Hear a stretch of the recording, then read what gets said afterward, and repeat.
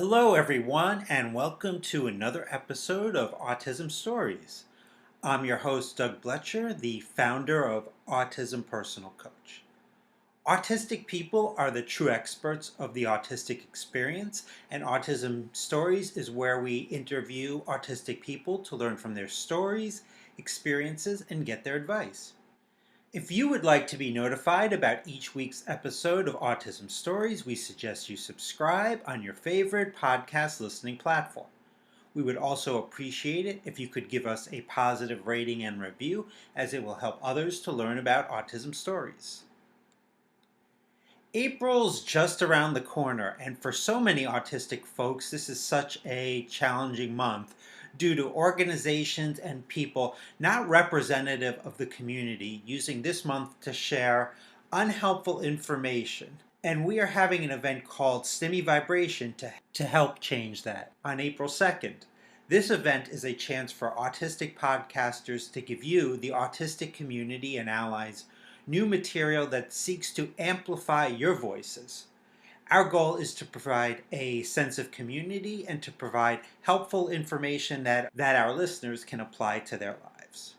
A link to learn more about this event and register so you aren't missing out on this day to celebrate autistic voices can be found in the podcast description of this episode. Self-care is a concept that's talked a lot about these days, and I find that some of the most therapeutic things one can do for themselves is through art, whether it's music, dance, or art. That's why I'm excited that Gabrielle Hailstone joins this episode of Autism Stories to talk about how she uses her music to discuss her identity. She also talks with us about ballet as a special interest and what accommodations could be helpful for autistics when participating in ballet. We hope you enjoy today's conversation. Gabrielle, welcome to Autism Stories. Thanks for joining us. Oh yeah, no problem. It's my pleasure. Starting out, where does your story in the autistic community begin? So it all started with Greta Thunberg. I haven't met her, obviously, but I heard of her, and then I heard that she had quote unquote Asperger's, and I had never heard of that word before. I was like, what is Asperger's?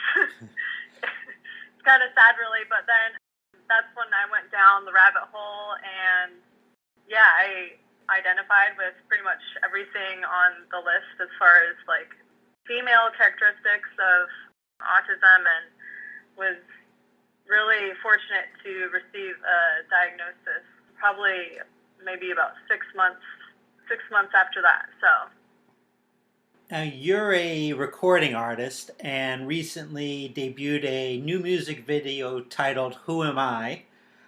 How has learning you're autistic helped you to answer that question of who am I? yeah, it's definitely helped a lot. I would say that probably most of my life, I knew like what I liked to do, and I knew certain aspects of myself, but I never understood why. And so, yeah, or why I had challenges, and yeah, it's just been a huge eye opener for me as far as continuing on that journey of self discovery, because yeah, I think for most of my life I kind of knew, but I didn't know. So yeah, there's a lot to unpack there. It's pretty amazing just as far as just like figuring out your neurotype. It's fantastic, and I'm super happy that I know now. Now, your music video, I really enjoyed it. It was very well done. What's the process of creating something like that? It's kind of like, how can I describe it? It always starts out with a plan in my head. I always have like a visual, because I'm a very visual thinker, so I always have like different visuals of what I want to like create with the music. And let's say I'm super lucky because I've kind of always been in that industry as far as like the entertainment industry goes, and so I think that's helped a lot, just kind of figuring out the process. But for me, since figuring out about being autistic, now I kind of feel like I've narrowed it down quite a bit, so that's really nice.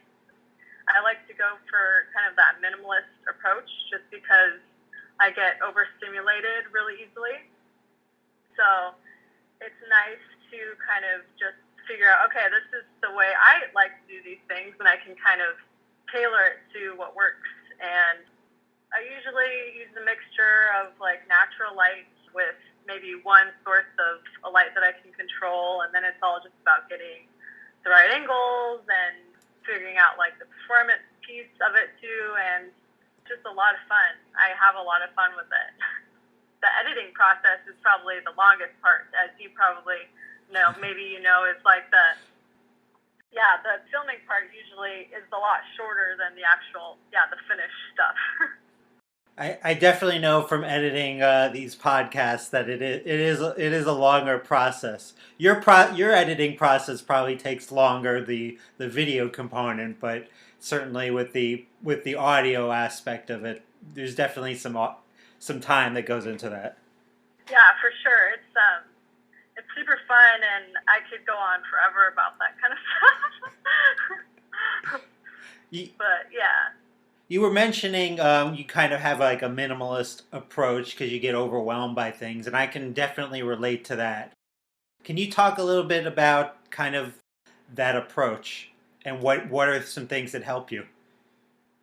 Just kind of remembering what my mission is for the music helps a lot, so that I don't get overwhelmed with all the little details, because I can get super focused on the details, and I have a hard time focusing on the big picture. I try to remind myself of what the message is that I'm trying to convey, and then I kind of try to let the details fall into place. And more specifically, just like a more minimalist, even like wardrobe or makeup or things like that, I just try to keep super minimal, just so that it's not distract me from like the message that I'm trying to convey. So yeah. Now, in your music video, you talked about how you make too many compromises and enough is enough. What types of situations would you say that you would like to make less compromises in the future? Less compromises. Yeah, that's because I feel like growing up, not knowing that I was on the spectrum, it was very, very easy just to people please your way through everything, and not understand or even like recognize your own voice, your own internal dialogue. And so I think for me, it's about learning how to recognize that internal dialogue, that's me instead of like what I've projected to be me, I guess. And so trying to filter out like those things. And then the compromises, I can't think of any specific examples, but there's just so many little things, like having the lighting too bright and then just being like, oh, I'll deal with it, instead of being like, no, this actually really bothers me, and being like taking action on that. Like, okay, now like I hear that, now I can go and like turn down the light. Like taking the next step is definitely challenging, I think, when you've had a whole life of just like suppressing that. So yeah, just trying to make sure that I'm listening to that inner dialogue is definitely my goal in the future. Now, would you describe your music? I listened to some of it and preparing to talk to you. Would you describe it as electronic and dance music? Yes, definitely. That's like the vibes that I try to project out. Yeah, it's a lot of fun. I love dancey stuff. What about it particularly appeals to you? I started out in the dance community. I started when I was like 3 years old, and then kind of took a hiatus, and then started again later in life at like age 9 or 10, and then continued until about my early 20s. And so I've always loved dancing, and so I think that having a way to express like dancing through dance music, if that makes sense, is like a really good way for me as an artist to like transition out of that like dance world and into like the musical aspect, just because transitions can be hard as an autistic. So I try to like make those things easy and smooth as possible. It makes a lot of sense. I see the connection. So, in terms of your music, how can our listeners listen to your music, and learn more about it? Yeah, I have a link on my Instagram, Relly. It's R3LLIE. And you can go and there's a Linktree link, and I have places you can stream it on Spotify and SoundCloud. So yeah, that's how I'm getting it out there at the moment. Now, you were talking about dancing earlier, and I read that ballet's been a special interest in your life, and it sounds like you eventually got really really good at it. What were aspects of ballet that you realized maybe this wasn't for me anymore? So it was a very difficult time in my life with the teenage years and all that stuff. There was a period where I like quit, and then I stopped and I quit and stopped a couple times. But what ended it was basically like the competition aspect of being a dancer, and then also like the social aspect, because the dance world is very like, I would say, very neurotypical, and that there's a lot of like kind of backstabby, weird like energy that's like, I don't know, it's just very competitive, and like me as a person, I'm like not competitive at all. And so that was difficult. And then also the social aspect, very like just feeling like I didn't fit in with my peers. And even, which is funny because like even having an interest wasn't enough because I decided, okay, maybe this isn't for me, but in reality I just didn't really fit in anywhere. So it's like, that's what it was. And so looking back, it's kind of sad, but at the same time, like, it is what it is. And it's like, now, at least now I know, so that like, I've like I found like a tribe of people that like, okay, I can connect with. And it feels like it's a lot easier now to just have that sense of like belonging, as to where before I was always chasing it, trying to find it, not figuring out like why, so. Now, sometimes the support we get can be the difference between continuing with something and stopping it altogether. Would there have been any type of support or maybe accommodations you could have received while doing ballet that you think would have allowed you to continue to do this thing that was your special interest? Yeah, I think the transitions were the hardest part for me. Going straight from school to dance was a thing. Usually, like I would have like meltdowns before going to dance, and then not knowing why, and then just like that whole cycle of just feeling like I didn't want to go, but not knowing why. Because it wasn't because I didn't like the dance part; it was because that transition was too fast for me. So I feel like if I had some sort of coach there to tell me like, hey, it's okay, like you can maybe take a later class, and you don't have to necessarily take a class that's like right after you get home from school or something like that. That would have been nice. And then also like learning new combinations in a class is difficult for me, especially if they were like back to back, like new ones. Maybe if I had like an older combination combined with like learning a new one, and then like kind of switching off like that, that would have been a lot easier. And then the final one, I think, was not being expected to like partner dance, because when you're doing ballet, there's that expectation that you need to dance with another dancer. And usually it's like between a male and a female, right? And so that aspect was a little bit awkward for me, and just not knowing how to get that social, like kind of like the expression in with the combinations was also difficult. So like the combination of those two things together. So yeah, I feel like if I was more free to be more of like a solo dancer, I probably would have done better that way. So just like little things, it's just so funny. Yeah, I can definitely see where that partner dance can be real uncomfortable. Yeah, and like I've never liked to partner dance. Like even with like my significant other, like I remember trying to do like salsa or something like that, and it just like didn't work. And I was like, this is so awkward. Like, and I didn't know why. I was like, is it the relationship? It's like, is this not the right relationship? But no, it was like me. Like I couldn't read like the cues and all that. And it was just like so difficult. So yeah. If I get step-by-step instructions, I can dance. Otherwise, I'm in big trouble. Right. Yeah, don't just like throw it all at me at once kind of a thing. Is that what you're saying? Yeah, oh, forget it. There's no way. Changing topics a little bit, I have met many autistic women who are interested in working with computers, particularly in regards to coding. So something that you're involved with, She Codes Responsive. I'm interested in that experience. What exactly is She Codes Responsive, and what have you learned from that experience? So yeah, She Codes is something that I came across on the internet, and I've gone through. This will be my last program that I'm going to be doing with them, and I'm going to finish probably in the next 2 weeks. But Responsive was basically one of their workshops that deals with building websites that are responsive, which basically means that they're responsive to like whatever size of screen you're on, like say a computer or a laptop or a phone or whatever, and make sure that it looks good on different devices. So that's something that I have completed now since I really have enjoyed She Codes a lot.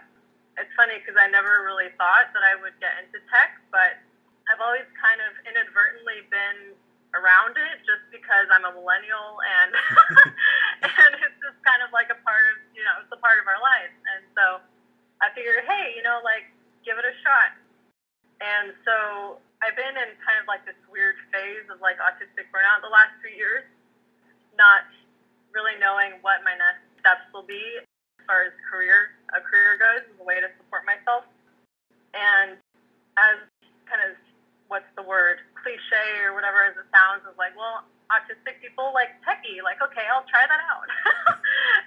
But yeah, She Codes is amazing. It's for women and specifically, and it's really, man, I could say so much just about how amazing they are as far as encouraging you to like take breaks if you get overwhelmed and like just certain things like that. So yeah, it's really changed my life. And I could go, I don't know if you want to go into more about just like tech in general, but as an autistic person, I kind of I have like a love-hate relationship with tech. Like on one hand, I really love it because it's just convenience, right? It's like makes your life so much easier on so many levels. But then there's this other side to it where I feel like a lot of it is very like neurotypical. I know that sounds really weird, but like a lot of things aren't as intuitive as I would like them to be as an autistic person. Like just like not knowing that, oh, you have to tap the screen in order for this thing to pop up or whatever, because it's like invisible. So like if it's out of sight, out of mind kind of thing. So yeah, I guess for me, I would just like to be more involved so that tech in general can be like more inclusive. So yeah. I mean, that's the thing about different websites. You kind of have to figure out how to use each one, and that can be pretty frustrating to a lot of people. Yeah, exactly. And tech also changes a lot very frequently, which is also like, I mean, I guess it's good because you're always improving, but for me as an autistic person, it's like I just got used to that one version, and then like you're gonna go and change it again. Ah! So yeah, I don't know how that would look like in the future. I'm still kind of figuring that out, but I think that it's important for more autistic people to have their say in that as well. Coding is essentially a way for us to communicate with computers. So I'm kind of wondering, what's the importance for you in communicating with computers? um, yeah, I think that computers are the future, basically. Like, I think it's just going to keep getting more and more intertwined in our lives. And I think that having those skills to be able to communicate with computers is really just essential if we want to continue down that path of like enmeshment, I guess. And technology is just like a tool, and it can be used for good or bad, right? So I think that the more people learn how to use tech, or the more like good-willed people can learn how to use tech, the more we can like steer it in a better direction. So that's kind of what I'm hoping for, is that like it's and to me like technology is power. I feel like if you don't know certain things, like you're gonna be left in the dust. I feel, and so I just think that it's super important. Like for me, before joining She Codes, I didn't even know how to like handle files. That's how like my like ignorance was. But now that I like can learn, like I learned all these things, like it makes life so much easier. So yeah, I think it's a super important tool. I was interested in something you said about she codes. Like you were talking about how they encourage you to take breaks and not to be overwhelmed. Is that just part of their philosophy, or how do those things come about? Yeah, I think just a part of their teachings or philosophy definitely. I think that they're dealing with women specifically, and I think that a lot of the times women aren't taught necessarily technology as much. I don't know why. I didn't even think of that before, but that's kind of coming to mind. Like, and so I think that maybe they're just trying to meet their people where they're at, and I think that's pretty awesome. I really couldn't recommend She Codes enough. I mean, the guy's French, and so he's got a French accent. I love accents, so I was like, okay, this guy, like, I could listen to him for like hours, no problem. Number one, and then like, yeah, it's just they're very like methodical, step by step things. And obviously, like, I've had some challenges with that with school too, because that's always going to be there. You know what I mean? Like, if you're an autistic person trying to learn from a neurotypical person, there's going to be some roadblocks because the communication's different. But at least now, like, I know the roadblocks, and I can kind of like say, oh, why don't I get that? Oh, it's probably because they're not saying something, and I don't know what that thing is. So I'm going to go back and try to figure out like what's missing and try to like fill in the blanks, because before, like, I didn't even know like that I was missing blanks. So yeah, it's a world of a difference. So yeah. Well, Gabrielle, I really enjoyed the conversation. Thanks so much for taking time to talk with me about music, ballet, and coding today. Yeah, totally. Thank you so much for inviting me on here. I was a little bit nervous, not gonna lie, but like I feel like you have a really good conversation flow with your questions. So thank you so much. Thanks so much to Gabrielle for the conversation. To learn more about Gabrielle and her music, check out the link in the podcast description of this episode. Something that really stood out to me was when Gabrielle was talking about the challenge for her in transitioning from school to dance. Transitioning can be a challenge for so many people, and Autism Personal Coach helps our clients develop strategies to make this process less overwhelming when thinking about each person's sensory needs, self-advocacy needs, and executive functioning needs in this process. If this sounds like something that would help you in your life, then you can book a free call with me today to discuss making this a reality. A link for the free call can be found in the podcast description of this episode. I hope you enjoyed this episode of Autism Stories, and if you did, if you could tell a friend, foe, or anyone you know about it so they could have the same enjoyable experience as you when listening to Autism Stories, it would very much be appreciated. On the next episode of Autism Stories, we will discuss the autistic experience in the military. Until next time, I'm Doug Blutcher of Autism Personal Coach. Talk to you then.